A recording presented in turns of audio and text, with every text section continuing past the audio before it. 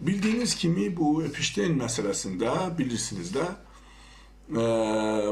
burada olan biabırçılıklar, burada olan hayasızlıklar, burada olan insana karşı olan nifret, insanları öldürmek, insanları yemek ve o Talmud'dan istifade eləmək, Talmud'u okuyublar, o Talmud'daki olan o süreler ki var, ayeler ki var, onlar yazıblar orada necə Yahudi'den başka bütün milletler məhv olmalıdır, onlardan istifade eləmək lazımdır, onlara evlənmək olmaz. Bu cür orada murdar məsələlərlə onlar məşğul olmuşlar. O Epstein özü bilirsiniz də Yahudi olub, əslən deyirlər Belarus ilə biraz bağlı olub. Və bu məsələləri